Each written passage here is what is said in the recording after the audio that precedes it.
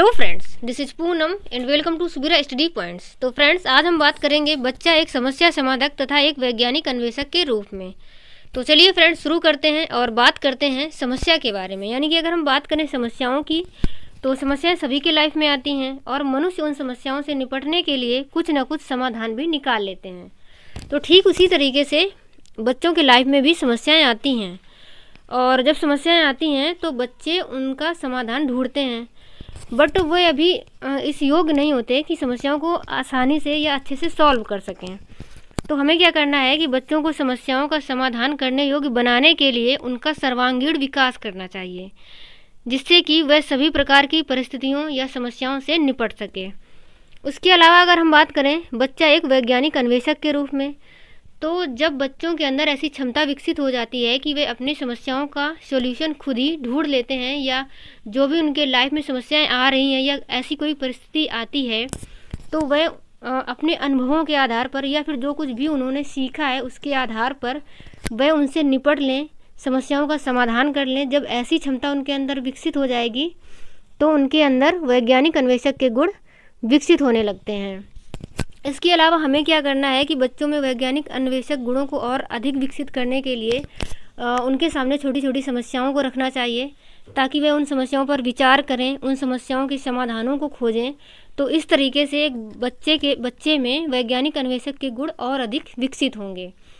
And उसके आगे अगर हम बात करें समस्या समाधान की वैज्ञानिक विधि के बारे में, तो सबसे पहले समस्या को समझना, उसके बाद जानकारी संग्रह करना। यानी कि सबसे पहले हम समस्या को समझेंगे और फिर समस्या से जुड़ी जानकारी को इकट्ठा करेंगे। एंड आगे क्या करना है कि संभावित समाधानों का मूल्यांकन, मतलब उस समस्या से जुड़े जो भी संभावित समाधान हो सकते हैं, हमें उनका मूल्यांकन करना है। और मूल्यांकन करने के बाद ये देखा जाता है कि कौन सा समाधान है वो असफल हुआ है। यानी कि पूर्व में अगर ऐसी कोई समस्या आई हुई है और उससे रिलेटेड जो भी संभावित समाधान थे उनका मूल्यांकन करके हम ऐसा पता लगाते हैं कि कौन सा जो समाधान है वो असफल हुआ, तो उसे हम साइड कर देंगे। उसके बाद संभावित समाधानों का निर्माण, तो जो भी संभावित समाधान होते हैं, मतलब जो भी पूर्व अनुभव के आधार पर बालक संभावित समाधानों का निर्माण करता है, मतलब कौन कौन से इसके संभावित समाधान हो सकते हैं, और फिर वह उन समाधान का प्रयोग करता है।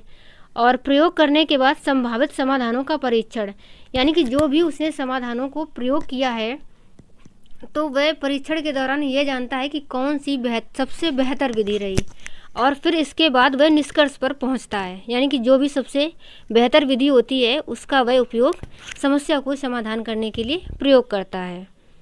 एंड फ्रेंड्स, उसके आगे हम कुछ क्वेश्चन की प्रैक्टिस करेंगे जो कि प्रीवियस ईयर क्वेश्चन है, यानी कि पिछले वर्षों में पूछे गए हैं।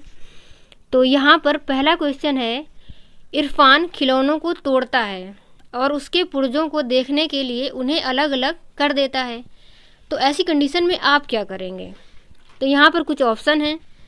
पहला ऑप्शन है आप उस पर नज़र रखेंगे, और दूसरा है उसके जिज्ञासु स्वभाव को प्रोत्साहित करेंगे और उसकी ऊर्जा को सही दिशा में संचरित करेंगे, या फिर उसे समझाएंगे कि खिलौनों को तोड़ना नहीं चाहिए, या फिर लास्ट है कि इरफान को खिलौनों से कभी भी नहीं खेलने देंगे। तो ऑप्शन हमारा सही हो जाएगा कि जो भी उसका जिज्ञासु स्वभाव है उसको हम प्रोत्साहित करेंगे और उसकी ऊर्जा को सही दिशा में संचरित करेंगे। यानी कि ऑप्शन हमारा बी नंबर सही हो जाएगा। उसके बाद हमारा यहाँ पर अगला जो क्वेश्चन है, चिंतन तथा तर्क का उद्देश्य है समस्या को जटिल बनाना, समस्या का समाधान करना, या फिर संवेग को समाप्त करना, या संज्ञान का अंत करना। तो यदि कोई चिंतन कर रहा है या तर्क कर रहा है तो संज्ञान का अंत नहीं होगा, बल्कि और बढ़ेगा संज्ञान। और समस्या को जटिल बनाना, ये भी ऑप्शन गलत है। संवेग को समाप्त करना, ये भी नहीं होगा। यानी कि अगर कोई व्यक्ति या बालक किसी भी चीज़ पर चिंतन या तर्क कर रहा है, इसका मतलब है कि वह समस्या के समाधान को खोज रहा है। तो चिंतन और तर्क का उद्देश्य होता है कि समस्या का समाधान करना। उसके बाद हमारा अगला जो क्वेश्चन है, जब कोई बच्चा अपनी समस्या का समाधान स्वयं करने लगता है तो उसमें निम्न में से कौन सा गुण विकसित होता है? तो ये हमने आप लोगों को बताया कि जब एक बच्चे के अंदर ऐसी क्षमता आ जाती है कि वे अपनी समस्याओं का समाधान खुद ही कर ले, तो उसके अंदर वैज्ञानिक अन्वेषक का गुण विकसित हो जाता है। तो ऑप्शन हमारा ए नंबर सही हो जाएगा। उसके बाद अगला क्वेश्चन है, निम्नलिखित में से कौन सी समस्या समाधान की वैज्ञानिक पद्धति का पहला चरण है। तो हमने आप लोगों को बताया कि जब भी कोई समस्या आ रही है तो उसके लिए सबसे पहले हमें समस्या को जानना होगा। तो यहाँ पर जो पहला चरण हो जाएगा वो यही हो जाएगा कि समस्या के प्रति जागरूक होना, यानी कि समस्या के प्रति पहले हम जागरूक होंगे और उसके बाद उससे रिलेटेड सारी जानकारी को हम इकट्ठा करते हैं। तो ऑप्शन हमारा ए नंबर सही हो जाएगा, क्योंकि यहाँ पर प्रथम चरण पूछा गया है। उसके बाद अगला जो क्वेश्चन है, शिक्षक फिर खाली स्थान के अलावा निम्नलिखित सभी को करते हुए समस्या समाधान को विद्यार्थी के लिए मज़ेदार बना सकता है। ऑप्शन दिए हैं, जब विद्यार्थी स्वयं से कार्य करने की कोशिश कर रहे हों तो उनसे परिपूर्णता की अपेक्षा करना, या फिर मुक्त अंत वाली सामग्री उपलब्ध कराने, या फिर मुक्त खेल के लिए समय देने, या फिर सृजनात्मक चिंतन के लिए असीमित अवसर उपलब्ध कराने। तो यहाँ पर ये पूछा गया है कि एक शिक्षक किसके अलावा, मतलब इसमें से किस चीज़ के अलावा समस्या समाधान को विद्यार्थियों के लिए मज़ेदार बना सकता है।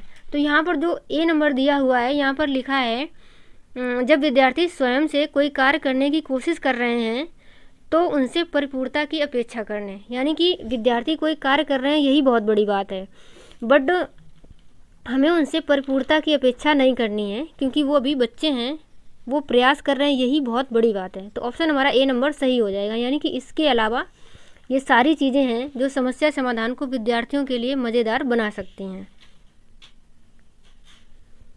उसके बाद अगला क्वेश्चन है, निम्नलिखित में से कौन सी विशेषता समस्या समाधान का उपागम का विशेष चिन्ह है।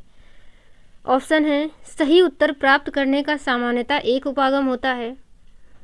तो ये भी गलत है क्योंकि समस्या के कई सारे समाधान हो सकते हैं। केवल एक सिद्धांत, ये भी गलत हो जाएगा।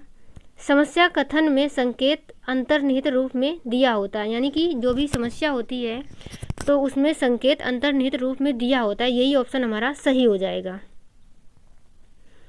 एंड उसके बाद तो चलिए फ्रेंड्स, आज की वीडियो में इतना ही रखते हैं और मैं आशा करती हूँ कि आप लोगों को वीडियो अच्छे से समझ में आई होगी। एंड आगे मिलेंगे अगले वीडियो में, तब तक के लिए bye bye and take care.